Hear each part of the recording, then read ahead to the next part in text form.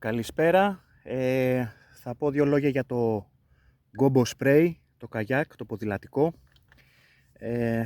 Μπορώ να πω ότι για την οικονομική του τιμή, για το μέγεθός του είναι αξιόλογο, αξιοπρεπέστατο. Εδώ είναι, πάμε. Καλαμοθήκη, καλάμι, συρτή με λίγα λόγια κάνω. Η πλεύση του είναι πάρα πολύ καλή.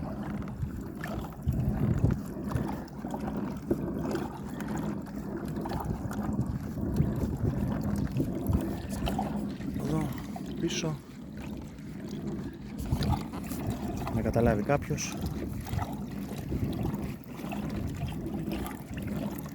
Δεν έχει μεγάλους χώρους, ότι είσαι πάρα πολύ άνετα όπως πιο μεγάλα καγιάκ.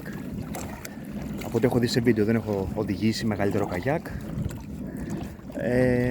Είναι όσο τόσο, με λίγα λόγια. Εντάξει, να βάλεις ένα καλαμάκι, να κάνεις μια σύρτη, να κάνεις ένα jigging, ήπια πράγματα. Έχει καλή πλεύση, αλλά δεν θεωρώ ότι είναι για να μπαίνεις πολύ βαθιά με αέρα και να έχει και την αντοχή ενός μεγαλύτερου καγιάκ. Δηλαδή, επειδή είναι το πρώτο μου έναν ποδηλατικό, επέλεξα κάτι μικρό, προσιτό, να μάθω τα κουμάντα, με λίγα λόγια. Σηκώνεται εύκολα, το βάζω και στο αυτοκίνητο πάνω στις μπάρες. Το κουβαλάω με ένα, γιατί έχετε κάποιοι απορίες, θα σας δείξω πιο μετά πώς το σέρνω και πώς το σηκώνω στο αυτοκίνητο. Εύκολο είναι απολαυστικό, ξεκούρασω το πετάλ του. Πολύ καλή, δηλαδή άμα το πας πιο γρήγορα.